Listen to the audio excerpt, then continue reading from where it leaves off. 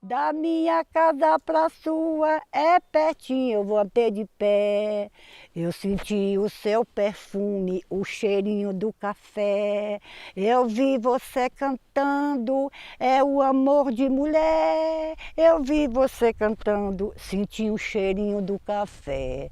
Aí agora pra frente, não tá. Oh, dói. Saiu. É uma cidade que ela desmembra de Rio de Contas, emancipa em 1878, né? Enquanto emancipação política propriamente dita, mas já existia aqui um núcleo de povoamento muito forte. Mas Rio de Contas ela surge do garimpo do ouro, no século XVII, e outra cidade importante que também surge na Chapada, que são as duas mais, é Jacobina. E nessa época, Piatã, bem colonial, sob o domínio da colônia portuguesa, precisava se ligar a essas duas cidades, de onde vem a Estrada Real, né, que conecta Rio de Contas e Jacobina.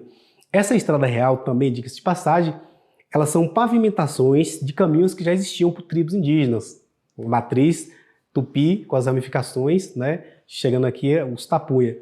Então tem essa pavimentação desses caminhos indígenas que já existiam pela coroa portuguesa, e Piatã está justamente no meio, literalmente no meio das duas cidades mais importantes do interior. O café de Piatã atual, que a gente sabe que tem essa projeção, né, nacional e até internacional, também ele não é fruto de nada.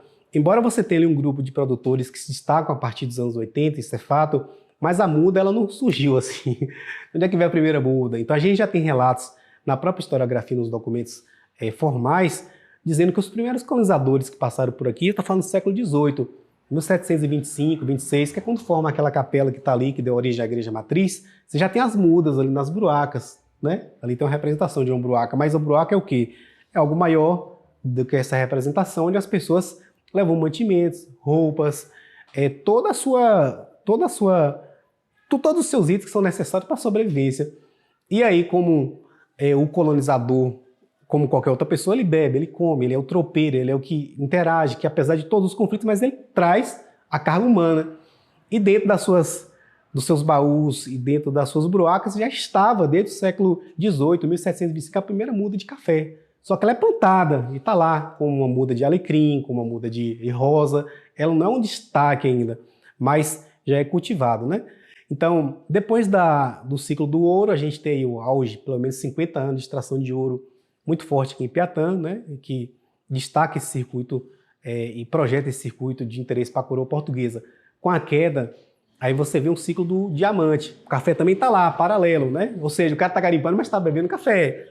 Com a crise do diamante, que pega todo esse circuito, especialmente o do diamantino propriamente, que é a rota paralela a que nós estamos, aí sim, a cidade está parada, né? Assim, do ponto de vista econômico. Teve a primeira economia, que foi o ouro, depois veio a segunda economia, que é o diamante, e ela está pensando, e agora o que vai ser dela, né?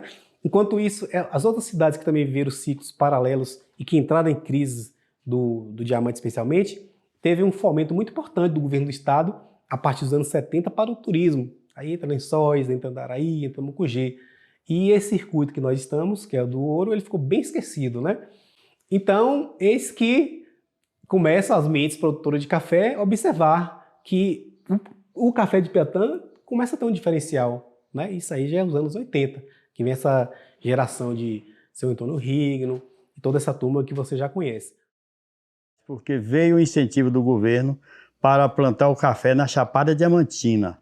Isso começou com a fundação do IBC, de um órgão do IBC em Ceabra, comandado por Dr. Jonas. Então ele veio para a Chapada para implantar a cafeicultura. Veio também junto uma política do governo de doação de título de terra. Então acabou as pessoas aqui de Piatã, muitos receberam o título de terra e em função disso foram chamados a fazer o plantio de café por conta da altitude do local, por conta do clima, da umidade do ar, essas coisas que o café precisa para ter uma boa qualidade.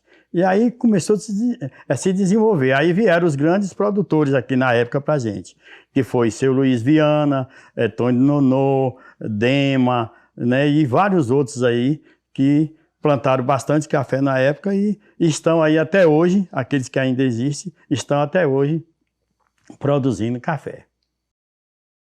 Aí existiam algumas terras aqui em Piatã devolutas e que o governo fez algumas doações para os moradores daqui. Na época, o governador era Antônio Carlos Magalhães e foi ele quem foi o responsável por essas doações.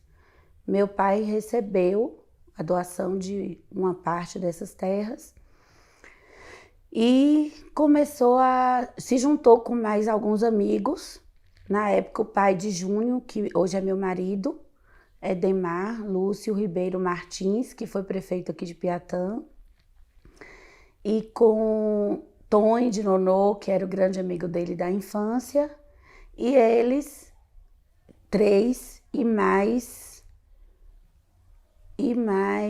tio Lindolfo, na época, começaram a plantar o café. Foram até o banco. Na época, o gerente do banco não apostava que o clima daqui fosse favorável a esse plantio, mas mesmo assim eles investiram. Acho que, se não me engano, um avalizava para o outro.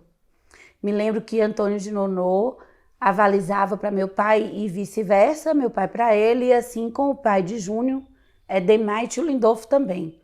Um avalizava para o outro. E aí eles compravam as mudas em Mucugê e começaram a plantar o café aqui em Piatã. Era bem difícil aqui o transporte e não tinha assim um meio para então elevar o plantio de café. Aí veio o Banco do Brasil para a cidade de Ceabra, então fez parceria com o IBC, então veio um agrônomo aqui por nome Dr. Jonas para então fazer uma análise da terra aqui. Como Piatã é uma cidade fria, cidade alta, com a vegetação mais ou menos, então foi aprovado somente 4 áreas aqui na cidade de Piatã, no município de Piatã, que veio então o fiscal do banco para verificar se era mesmo aquilo que o agrônomo mostrou, né? Aí então fomos à cidade de Ceabra, que fomos 4 proprietários. Foi eu, Edemar Lúcio Ribeiro Martins, Luiz Viana Xavier, e Lindolfo Viana Xavier e Antônio Alves da Silva. Foi aprovado a terra desses 4 cafeicultores. Quando eu estava tombando a terra, chegou um amigo meu, Piatã, chamava Lindolfo Viana. Falou: "Quer essa para aqui, Xará?" Eu falei: "Vou plantar capim." Ele falou: "É doido, rapaz, plantar capim num terreno desse." Eu falei: "Olha o que é que eu planto aqui, café." Eu falei: "Vamos, café aqui é só que o juiz faz uma casinha, plantar os pés em roda." Não, senhor. O terreno é seu, mas agora quem vai mandar é eu. Você é muito meu amigo. Então, senhor, você já começou a tombar a terra muito bem. Essa semana que entra vai uma turma para Ceabra fazer cadastro para plantar café com o banco. Eu falei: "Xará, eu não tenho condições, né?" Ele falou: "O banco ajuda, rapaz." Abaixou para Ceabra, fizemos o cadastro e começamos o plantio. E foi uma coisa muito boa, porque, embora que hoje eu não tenho nada, mas o tantinho que eu tenho, agradeço o café. Mais ou menos no mês de final de outubro, já foi, porque começou a chover, então liberou a verba para compra das mudas de café. Isso mais ou menos no final de outubro a novembro, que aqui também não tinha muda de café. Tivemos que fretar um caminhão e ir para a cidade de Mucugê comprar as mudas, que era um senhor Matos, era Tássio Matos, que vendia essas mudas, que vendeu aqui para a cidade de Piatã. Era muito difícil plantar café. De primeiro as mudas eram no Mucugê, ia lá buscar essas mudas no Mucugê, já chegava aqui toda sentida, e e plantava. Mas eu mesmo carreguei para os outros, porque eu caminhava bem, ia lá pegar muda para o pai do Henrique mesmo. Eu trouxe muda de lá de Mucugê. E nesse tempo eu ainda não plantava. Aí ele ainda me deu umas mudas para mim plantar, mas uma base de umas 15 mudas eu plantei, gostei. Falei, não, só mexer no café, não tem jeito não. Que as terras não é boa. Para pasto não é bom também. Nem milho, nem feijão, é tudo com adubo. E começou com plantio de café. Até eu tinha um tio que falou comigo. É muita coragem. E os terrenos fracos desse assim, entraram em banco para tomar dinheiro emprestado para fazer chácara, mataram, vai se arrepender. Eu falei, mas eu estou acompanhando meus amigos. E meti as casas. Começamos em 1967. Dificuldade, não tinha maquinário, era roçado com foice, os trabalhadores roçando, aguardava, secava, queimava e aí começava a abrir as covas. Não tinha muda aqui, ia buscar em Mucugê, e foi assim o início. Depois, com o tempo, a gente foi comprando maquinário, facilitou mais a coisa. Tivemos a informação que era muito lucrativo, né? Aí nós tentamos entrar no comércio, agricultor comercial. A princípio era difícil, a gente começou com 7 hectares. Aí fui para 15, foi para 50, 50 fui para 100 e 100 cheguei a 200. Eu era comerciante, mexia com caminhão. Depois veio o café, eu comecei a investir no café. E achei que o café era melhor, abandonei tudo e fiquei com a prioridade do café. E veio as vantagens, que eu não tive condições de estudar na época, formei meus filhos todos, só falta formar um agora, o último, tudo com recurso, a prioridade do café. Foi Tony, nosso amigo aqui, Tony Nonô, plantou essas mudas e a chuva demorou de vir e precisava molhar de balde, ele molhando de balde, ele, a família deles, os funcionários molhando de balde.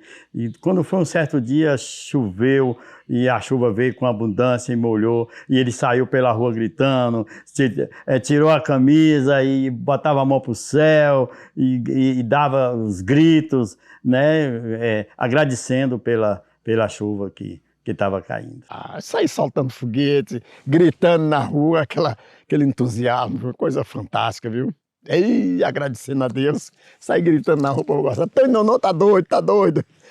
Tirei a camisa, fiquei tomando chuva aí, ó. A chuva caindo sem camisa, sacando na camisa. É a felicidade nossa. É coisa boa quando você tem um sucesso assim, né? Desde pequena que nós colhia café aqui. Subia nos pés, não tinha esse cafezinho, não. Não que chama? É aqueles grandes, colocava escada. Como que nós colhia o café? Amarrava o saco aqui, colocava assim uma cordinha e amarrava, ia apanhar. E subia, a gente cantava. Ou é um dia feliz. Hoje, meus filhos nem sabem.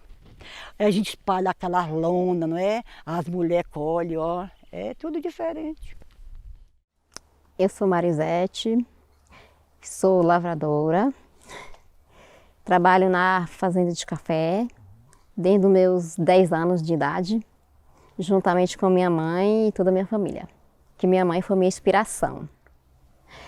Então a gente começou colhendo café para a gente sustentar a nossa família, onde o café é o sustento de todos os brasileiros, né?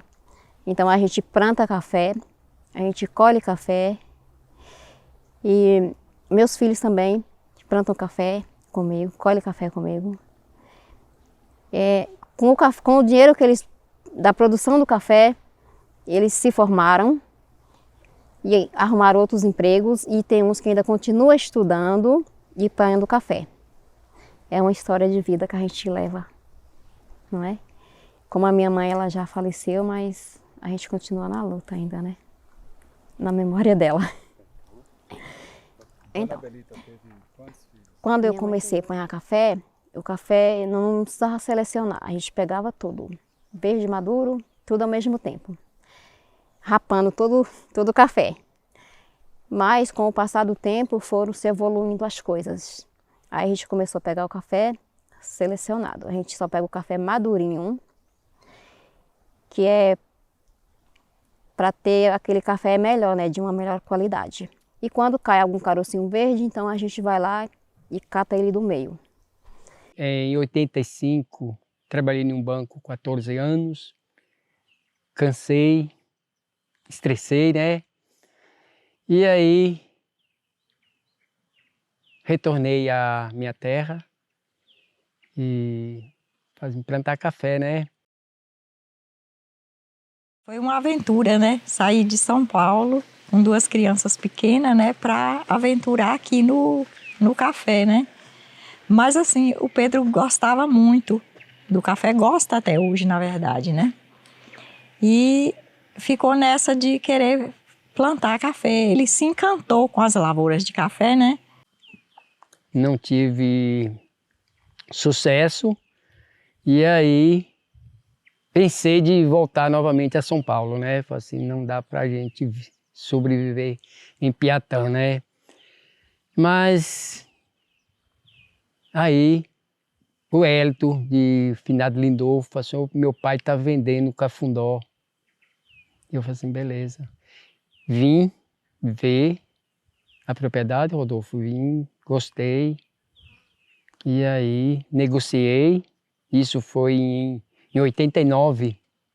Aqui foi bom, a gente se ajeitou melhor aqui, né? Porque aqui é muito produtivo, né? O terreno é propício às lavouras de café, né? Então a gente se engatilhou melhor aqui, não é? Maravilhosa, Rodolfo, porque não exige muito adubação, você entendeu? Ela é uma terra muito fértil e você vê todo mundo adora esse solo. Muito bom, muito bom. Acho que é difícil aqui em Piatã você ter um solo desse, você entendeu? Nasce uma muda de café embaixo de um pé de café e vai embora. Ou então nas ruas de café, você vê, vai embora sem pôr adubo, você entendeu? Ele gosta muito de mexer, ele cuida direitinho. Na colheita ele é muito dedicado, separa tudo, os lotes assim pelas categorias do café, né? Tipo assim, o catucaí, o bourbon, ele faz tudo separadinho, né? Hoje é que você vê a história de Piatã. Pode contar os produtores que ficou naquela época. Aí surgiu esses concursos, nós aqui reunimos mais quantos colegas aí, que vinha dizer que despopava café, mas ninguém não tinha nem a noção. Aí um dava um palpite, outro dava outro, pensaram até em fazer um despopador de um triturador, mas aí eu falei, não, nós vamos em Minas ou em Conquista para ver como é esse tal de despopador. Aí fomos, conseguimos. Quem primeiro comprou despopador, na realidade aqui em Piatã, foi eu. Aí compramos despopador, lavador, que foi a novidade da época, né? Teve que vir gente fora para despopar o café, para montar as máquinas. Hoje virou tudo quanto é fundo de quintal em Piatã. Hoje aqui já tem. Não tem todas as máquinas que precisa, mas as mais necessárias, todo produtor já tem. E aí eu digo, é só isso, é só colher o café e tal? Não, mas tem que despopar. Sim, mas despopar como? Não, mas lá vocês estão em altitude, chove muito na colheita, esqueça natural. É bom fazer? É. Mas despopar, você tem que ter um despopador. Aí eu digo, é fácil, na mão. Aí tentamos, na mão e tal, não deu batedeira, triturador. Eu sei que consegui um despopador em Vitória da Conquista, Barra do Choça. E não tinha a técnica como despopar. Eu sei que a gente fez um negócio aí a facão. Nesse primeiro concurso me incentivaram a levar essa amostra, mas não prepara, não, manda. Só para fazer oba-oba. Só para dizer que a Bahia recebeu não sei quantas amostras. Foi aí que Silvio Leite entra na história. Eu vim para a Bahia em 92.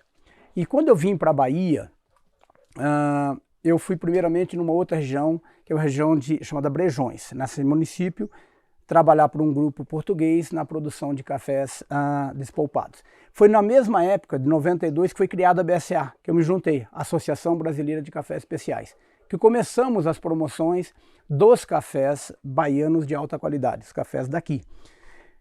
Dentro desse desenvolvimento, em 99, foi criado, de 97 a 99, através da BSCA, foi criado um concurso que começou com o nome de Projeto Gourmet. Já existia o concurso a nível Brasil, que foi onde começou a BSCA, né? E eu, como muito afoito e querendo mostrar resultado, eu descobri o que era o café gourmet, por isso que eu gravo o nome da minha empresa. Eu tenho uma empresa, CNPJ, Café Gourmet Piatã Limitada, que foi que começou a BSA com café gourmet, que hoje se transformou em cafés especiais. Que aí fica aquela briga, café gourmet, café especiais, que para mim tudo é a mesma coisa, né? Porque se você é um produtor de café especiais, mas seu café esse ano bebeu 84. O ano passado bebeu 88, 90, 92, entendeu? E aí eu comprei, descobri o que era o café despolpado, ia ter mais ganho, né, mais valor agregado na matéria-prima. Aí eu disse, como é isso? Você tem que comer só os maduros. Eu já fazia isso, por instinto, não foi uma coisa premeditada. Porque eu sempre entendi que o café é um fruto. E quando a gente vai no tabuleiro escolher uma laranja, uma maçã, a gente só quer pegar a perfeita e a mais madura, a melancia, né? Com aquele brix, com aquela coloração vermelha. E definitivamente o Brasil não tinha reconhecimento de qualidade. Não tinha nenhum. Ou seja, a gente sempre era considerado o melhor time, mas da segunda divisão. Nós nunca conseguimos. Ou seja, o grande fornecedor de café, o grande volume, mas não no mercado de cafés de boa qualidade, de alta qualidade. Diferente do nosso vizinho, como Colômbia, América Central e acima, né? E cafés africanos. Então nós tínhamos como objetivo divulgar, ou seja, nós temos cafés diferenciados. O termo specialty começou um pouco mais a partir do concurso. Embora ele foi criado um pouco antes, era pouco difundido. Então nós tínhamos a intenção, criou-se esse concurso, esse trabalho no Brasil, e quando nós começamos esse trabalho de divulgação do Brasil e começamos a levar esse café diferente, as pessoas perguntavam assim, gente, esse café é do Brasil? De lá mesmo? Não, Silvio, esses são os seus amigos que estão sendo gentis e falando desses cafés. Então, com a criação desse concurso no Brasil, que foi em 99, começou como Projeto Gourmet e se transformou em Cup of Excellence. Tive a graça de Agnon, Antônio Rigno, Zé Almir, seu tio Beni, que eram os produtores, tinham mais volumes, que antigamente eram 20 sacas, viu? O menor lote era 20 sacas para poder escrever no concurso. Esse ano é 3, né? Espero que não diminua. Começou de 20, 16, 12, 6, agora é 3. E aí eu conversei com eles, eles apostaram na ideia, gostaram. Foram ver a nossa recepção. No outro ano eles caíram de cabeça. Rigno, como um cara bem prático, bem técnico, em qualidade, Agnon na produção. Eu sempre disse, se jogasse os dois no liquidificador, seriam imbatíveis. Um na produção e outro na qualidade. Aí começou a ganhar os concursos. Aí Piatã. Aí partimos para a BSA.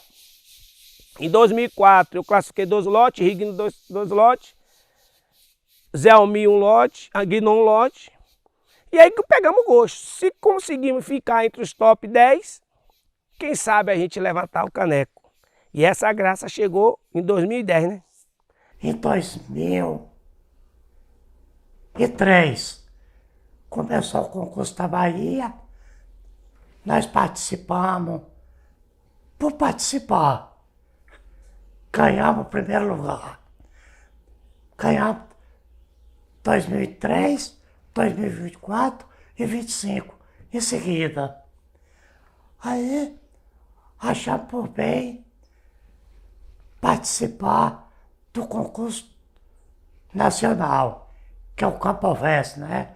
Que é um concurso muito famoso, muito difícil, que é tido assim como um concurso mundial, que fala assim, é o melhor café do mundo. Aí ganhamos 2009, ganhamos 2014, ganhamos 2015 e tornamos ganhar em 2022. Hoje, praticamente, na área do café, nós somos conhecidos no mundo inteiro. Quando ele ganhou a primeira vez o concurso, o mineiro bateu no ombro dele e disse: ó, baiano, tu contenta com esse concurso, com esse prêmio, porque tu nunca mais vai ganhar um prêmio de primeiro lugar. Eu cheguei em Piatã formado em 2004, junto aí com a antiga associação Ascamp, né? E em todos os movimentos eu ingressava para me profissionalizar cada vez mais. No meu estágio obrigatório, eu fui no estado de Minas com a cafeicultura. E assim, até os dias atuais a gente vem só buscando conhecimento e firmando. Dentro do sítio não existia estrutura,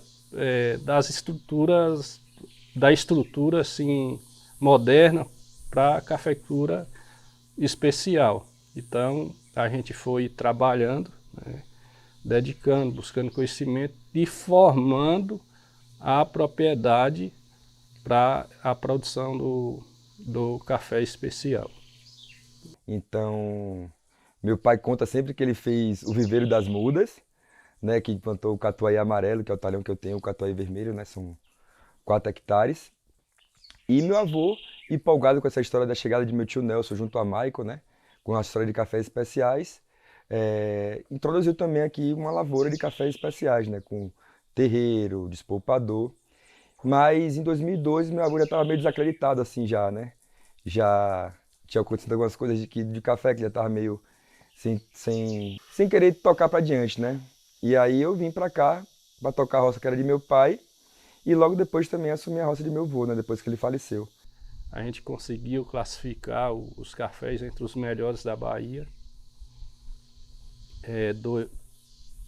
Já em 2010 a gente ficou também entre os melhores do Brasil, né, na classe natural. E sempre aí nas cabeceiras aí nas pontas dos cafés especiais da Bahia e do país, né?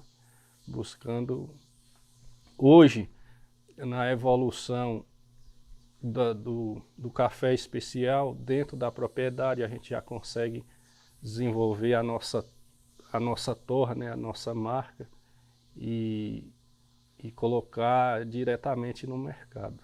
Quando ele formou, veio para cá e começou a cuidar direito, a gente começou a fazer um café melhor.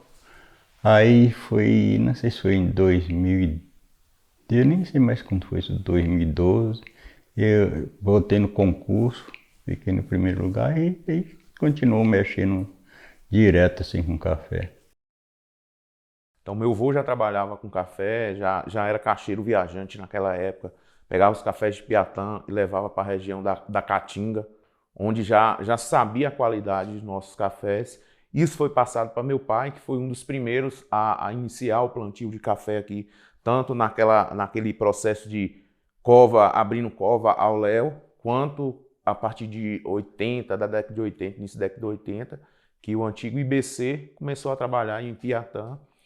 Desde aquela época, meu pai já está nesse processo de produção de café.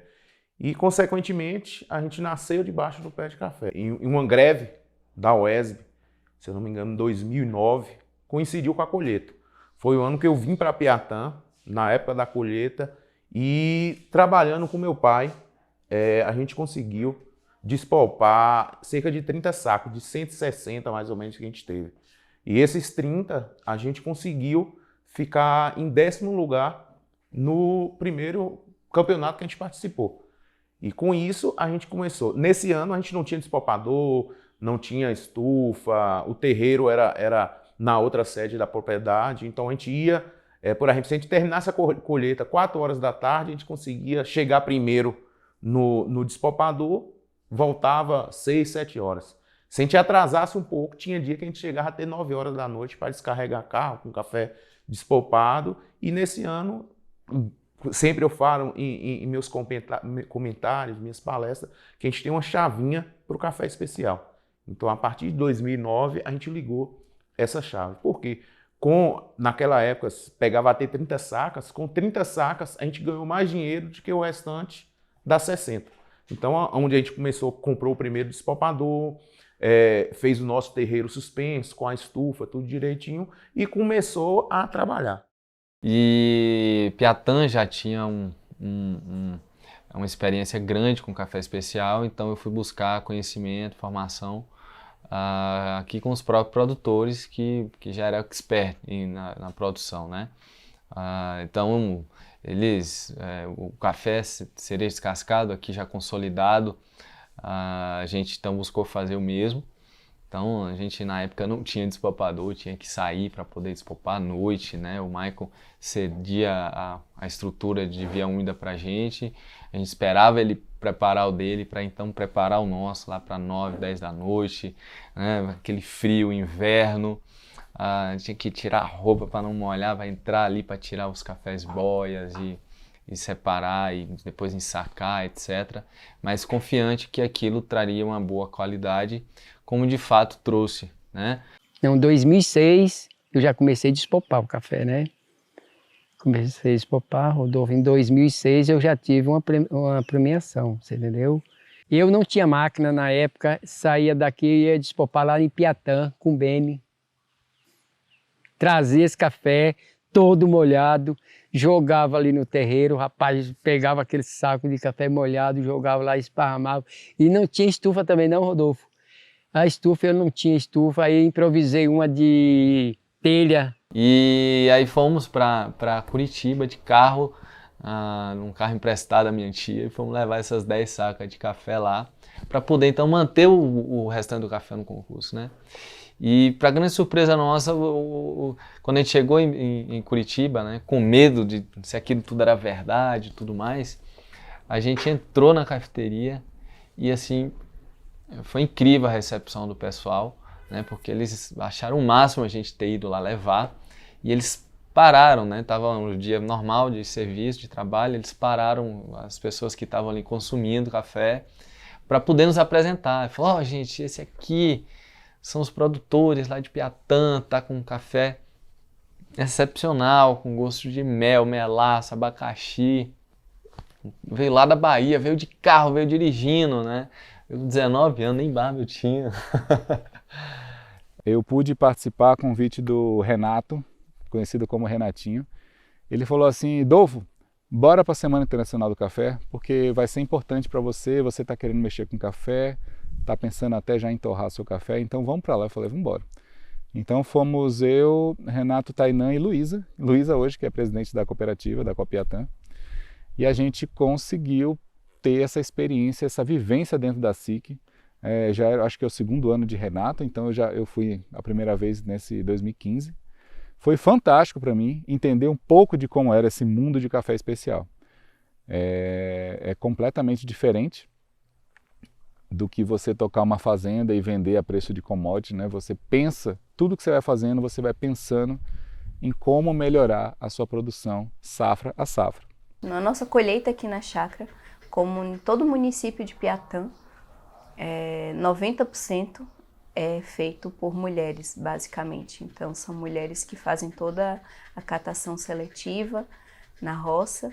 Aqui na chácara a gente faz na roça, né, cata seletiva, e depois a gente vem para o terreiro, que são mulheres também que faz esse repasse aqui. E depois, novamente, a gente faz o repasse na mesa também. A cooperativa já está também criando uma equipe de mulheres que fazem esse processo de pós-colheita de catação. Para nós aqui, dá muito orgulho assim, ter mulheres nesse processo tanto da colheita como da pós-colheita, por toda a sensibilidade que elas trazem, a história de vida. Muitas trabalham e tiram férias, às vezes trabalham em prefeitura ou em algum outro no comércio, e às vezes conseguem tirar férias nessa época para poder participar desse processo de colheita pela rentabilidade, pelo retorno financeiro que dá para elas. Então, eu e minha mãe, a gente sempre teve aquela história de vida de trabalhar em vários lugares para ter o sustento da família. A gente saía, antes de eu trabalhar aqui na Fazenda Preciosa, eu trabalhei com Antônio Rigno por muitos anos, na colheita de café, limpando o café, selecionando o café, fazia de tudo, adubando o café. E depois eu fui na roça de Gal. Lá também era limpando o café, colhendo café. Também passei pela roça de Seu Pedro no Cafundó, para colher café, onde é pessoas muito adoráveis, muito queridas. E passei por mais roça. Ah, sim! Colhi café na roça de Maico, lá na Maurícia, né? Colhi café lá com o Maico um tempo. Onde todos os lugares que eu passo, as pessoas estão sempre me elogiando. Não sei se eu mereço, mas estou sendo elogiada. Eu é quem vou cuidar dessa parte na lavoura, né? Fico com elas, ensino, oriento direitinho, olha, esse não tá bom, esse aqui tá bom, né? Vou orientando, eu gosto muito também, né? E assim, eu gosto mais de mexer com minhas torras, né? Com o café torrado, né? E moído, né? Também em grãos. Conhecer os cafés da Bahia. Até então, não sabia que existiam cafés na Bahia. Comecei a provar como em uma grande fazenda, no Cerrado. E aí a gente vai provando, entendendo. Aí a gente começa a entender o que é um café de realmente qualidade para exportação, do que o mundo busca, né? Porque até então eu ficava muito concentrada dentro do Brasil. E foi muito interessante porque eu percebi que eu me vi sozinha como mulher nessa competição, né? Que é um concurso, na verdade. É um concurso onde avaliadores participam para eleger os melhores cafés, para que esse café seja eleito pelos juízes internacionais o melhor do Brasil. E eu comecei a provar cafés de diferentes regiões, sem saber essas regiões, porque essa competição é totalmente às cegas. E aí a gente começa a avaliar os cafés de uma forma de pensar, esse café merece ser apresentado para os compradores de fora? E o que a gente avalia nessas competições? É o aroma, é o sabor, a qualidade da acidez desses cafés, o tipo de corpo que é apresentado, e toda essa formação desses conjuntos de cada característica que a gente prova é que forma a pontuação desse café. E aí, pensando nisso, em 2015 eu já voltei cheio de ideias para a fazenda, setorizei a fazenda inteira, cada talhão a gente deu nome, tudo organizado, e a gente começou a provar lote por lote e começou a descobrir os diamantes escondidos, né? O ouro negro ali. A gente começou a entender como que era feito essas provas de café. Eu precisava estudar, eu precisava aprender, e aí eu fui atrás de curso. Eu fiz curso de classificação e degustação com Ensei Neto em São Paulo, eu fiz curso de torra com a Academia do Café, o pessoal veio aqui, através aí Felipe Toé, um parceiro antigo nosso, ele falou, rapaz, vai vir um pessoal de BH aqui que manja muito de torra, tem vaga no curso, quer fazer? Eu falei, vamos embora. Então assim, essas conexões foram me fazendo, foram me transformando, me fazendo evoluir no mundo do café. E de lá para cá a gente foi ampliando um pouco a fazenda, no processo a gente chamava Fazenda Ponte, né? A fazenda de meu pai, que eu estava gerenciando. Então a gente tinha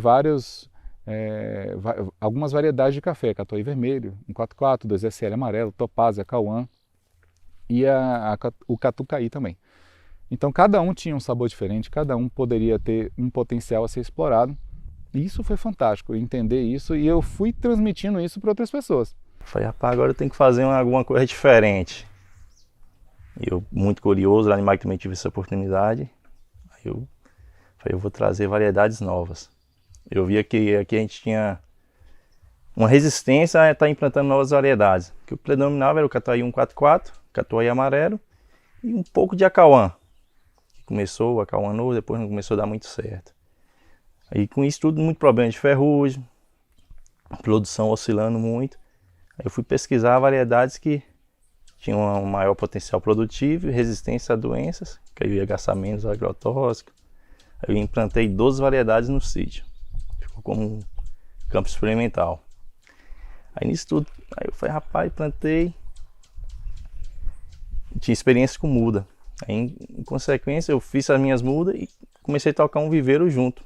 Uma área pequena, com viveiro, que aí eu ia mantendo o café para ir dando um giro. Aí na primeira safra, eu estava com a ideia de torrar, só que o mercado de torrado para nós, que é do campo, a gente não consegue dar tanta atenção. Aí eu falei, não, vou focar agora em produção de matéria-prima de qualidade. Aí foi onde entrei com o Silvio, produzindo os cafés. O Silvio já pegou desde a primeira safra, exportação. Então eu tenho uma parceria boa com o pessoal da Austrália. Até hoje todo o meu café que foi produzido vai para a Austrália. E eu deixo um pouquinho para fazer algumas edições torradas aqui para o Brasil. Aí a história dos concursos, né? A primeira vez que eu mandei café para concurso, eu fiquei 8º colocado no concurso baiano, quando eu tinha ainda. Só que eu não era nem separava meus lotes de café por dia, né? Esse costume que a gente tem de separar os cafés por lote por dia, provar nossos lotes, só ver depois da gente ter acesso ao quê? A um laboratório, na cooperativa, ou alguns amigos, parceiros também que conseguem provar o café com a gente. E antes disso a gente não tinha esse controle, né? E a gente começou a descobrir, aí acho que foi em 2006 ou 2008, eu fiquei em 8º lugar. Aí quando chegou ali 2015, 2016, eu fiquei no vice-campeonato do Campeonato Baiano, né? Na categoria seria descascado, né? No Via Úmida, no caso, né? E no ano seguinte eu fui nono colocado, né? Naquele concurso, que foi o concurso que Piatã se destacou pra caramba, né? De 25 amostras que foram para finais, 19 era de Piatã, do primeiro ao nono todo de Piatã, pulou o 10º, depois Piatã de novo, né? E aí eu sempre tô nessa levada. Mas gosto muito de participar do concurso, né? Mas eu também acredito também justamente nessas parcerias novas de microtorrefações que têm surgido no Brasil todo, né? Pô, a gente tem uma galera de parceiro em Brasília, a gente tem parceiro em Salvador, Rio de Contas, né? A gente tem parceiro em São Paulo, né? A cooperativa também abriu esse espaço para a gente também negociar café, a chegada das microtorrefações, né? Que querem não só provar o café, mas às vezes também conhecer a história da gente também, né? Que eu acho que isso também agrega valor no produto, né? É um pouco isso aí. 2015, né? 2015 para 2016 eu já falei, gente, essa remada, nessa toada que a gente está indo, a gente precisa de apoio, a gente precisa de suporte, principalmente na venda, comercialização. E aí a gente se juntou, eu chamei o Renato, chamamos o Canabrava, o Toé, ele é advogado, ele ajudou muito a gente a fazer o estatuto, né, essa parte legal de concepção de uma cooperativa. E a gente realmente foi tocando, chamando pessoas, começando a entender esse mundo de cooperativismo.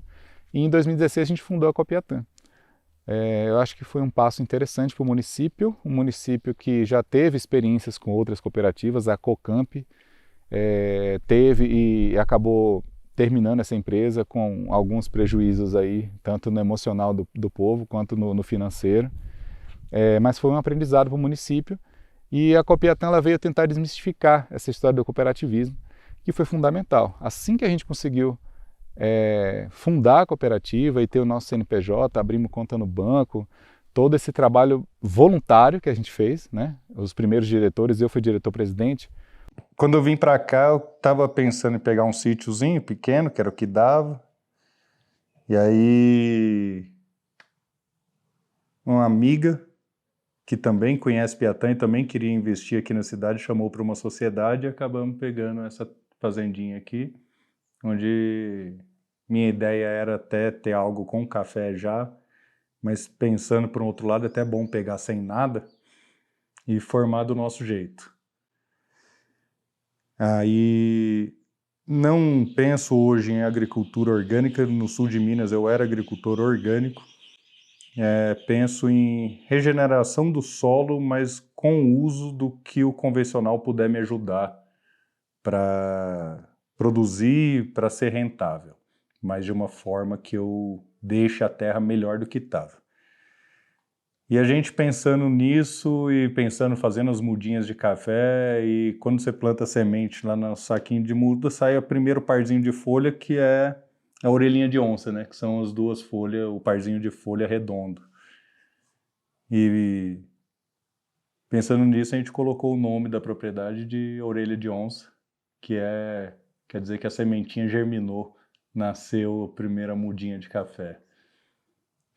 Eu sou engenheira agrônoma, né? E depois que eu me formei, o meu primeiro emprego foi com cafés especiais, lá na cooperativa de Ceabra. A realidade dos produtores de lá, dos cooperados de lá, é uma realidade diferente, assim. Eles trabalham com café agroecológico, pensam de uma forma diferente, tem certificação orgânica. Então foi lá que eu entrei, tanto para esse universo do café, também para o universo dos cafés especiais e orgânicos, agroecológicos. Então assim, foi tudo de uma vez só. E aí conheci diversas realidades, né, de diversos produtores, tanto os convencionais quanto os orgânicos. E aí fui me interessando cada vez mais por isso. Então, não dá para chegar aqui achando que vai ser uma produção igual no sul de Minas, com as facilidades de mão de obra, mesmo que tenha alguma dificuldade, e também de solo, né? Então, Piatã não é fácil.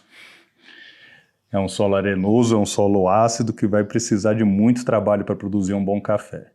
Eu era uma pessoa da cidade, né? Tipicamente urbano. De 2014 para cá, que já é praticamente 10 anos, aprendi muita coisa sobre café e vi que eu não sabia nada mesmo. Então hoje eu tenho 2 hectares de café, produzo um café razoável, né? E tenho na cooperativa, na Copiatã, todo o meu suporte técnico comercial. Praticamente tudo que eu aprendi de café foi com a Copiatã. Foi ali naquele laboratório, naquela mesa de seleção. E realmente acho que a escolha foi muito acertada. Foi uma das coisas que eu acertei na vida, foi escolher Piatã para fazer a minha aposentadoria, para viver na minha aposentadoria. A agricultura da Fazenda Preciosa vai ser única, porque ela não se engessou, né? Ela não é agricultura sintrópica ou agricultura regenerativa ou agricultura orgânica, que a gente acha até já defasado, né? Então assim, a gente pega tudo de bom que existe em cada universo e traz para dentro daqui, da Fazenda Preciosa. Então a gente usa técnicas de plantio direto, a gente usa técnicas de agricultura sintrópica, técnicas da agricultura natural coreana, nas adubações. E assim a gente vai sentindo o que se dá melhor na região, né? Então assim, a gente utiliza dessa forma, livre demanda. Por sorte, eu tenho aqui a cooperativa do meu lado, que toda a parte de beneficiamento do café já está aqui, a 150 metros de distância. Então eu tenho estrategicamente muito bem colocado. Estou muito bem posicionado aqui estrategicamente. A 10 quilômetros da cidade, a 150 metros da usina de beneficiamento, e não sei o que é que o futuro me espera, mas eu pretendo manter a motivação e ir levando até... E no final de 2015 aconteceu um movimento na cidade, eu fiquei sabendo, de se formar uma cooperativa, porque existiam comerciantes de café, né, em Piatã, que realmente pagavam muito pouco pelo café. Naquela época, uma saca de café aqui em Piatã era vendida por 300 a 350 reais. Então eu gostei muito desse movimento, entrei para ele e nós conseguimos, em dezembro de 2015, fazer um estatuto e no dia 23 de fevereiro de 2016 conseguimos fazer a assembleia de fundação da cooperativa. E foi uma mudança assim muito forte para Piatã. Só para ter uma ideia, o café que era vendido pelos produtores a 350 pulou para 700. Assim, no ato, a cooperativa balizou o mercado de Piatã em 2016 a R$ 700. Isso foi um abalo sísmico na comercialização de café de Piatã. Nós começamos com 34 cooperados, sem sede, com uma salinha emprestada pelo sindicato, uma salinha que deve ter 9 metros quadrados. E ali a gente fez uma estrutura administrativa mínima que permaneceu durante um ano, mais ou menos. No ano seguinte, nós conseguimos um galpão que estamos até hoje no centro da cidade, que é um galpão da prefeitura. E de lá para cá, nós conseguimos entrar num projeto do Estado que trouxe para a gente toda essa micro-usina com esses equipamentos e trouxe várias outras benfeitorias e a gente está atingindo a maioridade. Então a gente falou, precisamos de uma micro-usina para Piatã. E essa micro-usina ela veio nesse projeto. Hoje, em 2023, ela deve estar quase pronta, só falta alguns ajustes de energia e motor. Então vai ser assim, uma micro-usina nossa, da comunidade para a comunidade. Cafeicultores se juntaram, montaram a cooperativa, estudaram o que era necessário para o município, conseguimos, com o apoio do governo da Bahia, e hoje posso dizer que estamos realizando um sonho, um sonho de ter o nosso maquinário, de ter a nossa usina, de poder beneficiar nosso café aqui dentro, com os nossos olhos, com a nossa responsabilidade de ver tudo certinho acontecer. Minha primeira vivência com café foi com minha avó, que a gente colhia o café no quintal que a gente morava. Ela secava na calçada, fazia todo o processo de torra, de pilar. E dali a gente começou a entender o que era café, desde sempre. Só que com o passar do tempo, a gente foi aprimorando as técnicas de café com a cooperativa e tal. E Rodolfo, por ser um dos pioneiros na cooperativa, então a gente começou a se envolver nessa história de cafés especiais. Hoje a gente tem uma torrefação, que a gente tem a nossa marca e estamos começando agora a nossa produção mesmo, de ter os nossos cafés e tal. Então a gente vai fazer do jeito que a gente sempre quis, A gente teve a oportunidade de conhecer quando a gente estava na Fazenda Ponte. Então a gente começou a aprimorar a parte do café mesmo, conhecer. Hoje o café está conhecido mundialmente. A gente está começando a fazer a nossa plantação, que a gente quer expandir, não só café também, a gente pretende ter uma agrofloresta.